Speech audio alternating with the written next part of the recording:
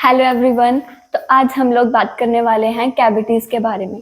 तो सबसे पहले कैविटीज़ होती क्यों हैं? इंडिया में 20 साल से ऊपर के लोगों में 90% से भी ज़्यादा कैविटीज़ होती हैं।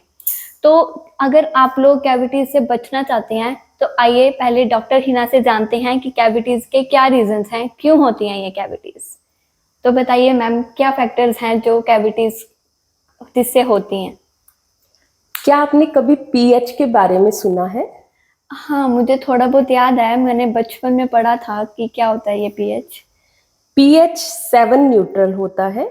7 से अगर अपर साइड पे जाते हैं वो एल्कलाइन होता है, 7 से नीचे वो एसिडिक होता है। आपने बचपन में पढ़ा होगा। उसी तरीके से हमारे मुंह का पीएच 6.7 से 7.3 के बीच में होता है, जो ऑलमोस्ट न्यूट्रल है। तो अगर आपका पीएच 5.5 से ज्यादा ड्रॉप होता है, यानी कि एसिडिक एनवायरनमेंट होता है, तो दो चीजें होती हैं। फर्स्ट, आपके मुंह में वहां पर बैक्टीरिया ज्यादा ग्रो करते हैं एसिडिक एनवायरनमेंट में। सेकंड, आपके दांतों की डीमिनरलाइजेशन स्टार्ट हो जाती है, यानी कि आपके दांतों से मिनरल्स निकलकर बाहर आ जाएंगे अगर ज्यादा टाइम तक एनवायरनमेंट एसिडिक रहेगा। तो इन दो रीजंस की वजह से आपका टूथ डिके यानी कि कैविटी स्टार्ट हो जाती है। अच्छा, तो पीएच इतना बड़ा रोल प्ले करता है? बिल्कुल, पीएच तो बहुत इंपॉर्टेंट होता है। तो मतलब ऐसा कुछ नहीं कर सकते जिससे हमारा पीएच एसिडिक हो ही ना? क्या आप ऐसा कर सकते हैं कि आप कुछ खाएं ही ना? ऐसा पॉसिबल नहीं है ना।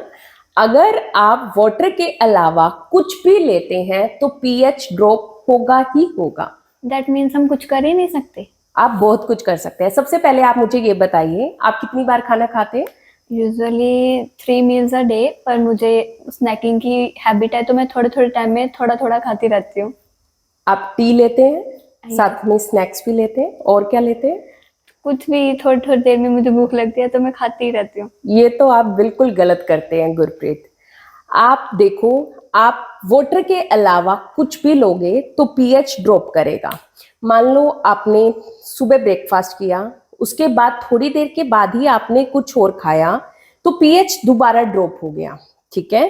पीएच फिर आपने थोड़ी देर के बाद कुछ खाया, फिर पीएच दोबारा ड्रॉप हो गया। हमारा जो सलाइवा होता है पीएच को दोबारा से न्यूट्रल करने की कोशिश करता है, पर फिर इतनी देर में आप कुछ खा लोगे तो वो पीएच दोबारा एसिडिक हो जाएगा। एसिडिक पीएच मतलब दांतों में कैविटीज ज्यादा होंगी, डीमिनरलाइजेशन स्टार्ट हो जाती है, जो मैंने आपको बताया। तो अगर आप बार बार स्नैकिंग करेंगे, बार बार कुछ खाएंगे, आप पीएच को दोबारा दोबारा ड्रॉप करेंगे, आपके चांसेस उतने ज्यादा हो जाएंगे। तो मैं तो आपको यही कहूंगी कि आप दिन में 3 बार ही खाना खाएं। अगर आप कुछ भी ऐसा खाना चाहते हैं तो आप अपने खाने के साथ ही लें, ताकि आपके मुंह का पीएच दोबारा दोबारा ड्रॉप ना हो और आप कैविटी से बचें। और अब मुझे आप ये बताओ गुरप्रीत, क्या आप कॉफी लेते हो? Yes ma'am. कॉफी अच्छी लगती है आपको? कैसे पीते हो? सिप सिप करके, थोड़ी थोड़ी देर में। पढ़ते हुए यूजुअली लेते हो? Yes ma'am. और अगर मैं आपको कहूं कि अब आपको पीएच के बारे में पता है कि वो कुछ भी लेते हो वो एसिडिक की तरफ जाता है, तो आप जब कॉफी लेते हो, अगर आप सिप सिप करके 10 मिनट के बाद दूसरा सिप ले रहे हो सपोज, तो क्या होगा?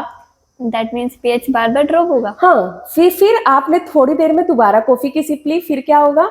फिर ड्रॉप हो जाएगा। फिर ड्रॉप हो जाएगा। Oh तो my God। अब आप मुझे ये बताओ कि कॉफी आपको कैसे पीनी है? एक बार में भी नहीं है। हाँ, कॉफी हो, कोई भी ड्रिंक हो, आपको एक बार में लेनी है। आपको सिप सिप करके नहीं पीना है। चाहे वो आप कोई भी जूस ले रहे हो, कुछ भी ले रहे हो, वाटर के अलावा आप कुछ भी लेंगे तो उसको कोशिश करो आप एक बार में ही लो, उसको सिप सिप करके ना पिए। तो हम अपने पीएच को कैसे मेंटेन रख सकते हैं? आप पीएच को मेंटेन करने के लिए क्या कर सकते हो? सपोज आपने कुछ भी ऐसी चीज खाई जिसका पीएच काफी कम होता है, जैसे आपने फास्ट फूड खाया।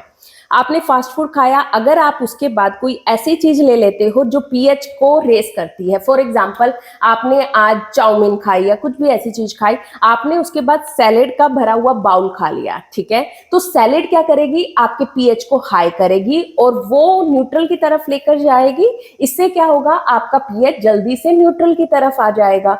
तो आपको एसिडिक एनवायरनमेंट वाली चीज इतना ज्यादा इफेक्ट नहीं करेगी और आपके दांत हेल्दी रहेंगे। तो आप इस तरीके तरीके से कुछ कर सकते ये तो हैं। हमारी बॉडी के लिए भी काफी हेल्दी है। हाँ, तभी तो आपने सुना नहीं है कि ग्रीन वेजीज, सैलेड, ये सब चीजें आपकी बॉडी के साथ साथ आपके माउथ के लिए भी अच्छी है, आपको कैविटी से बचाती है।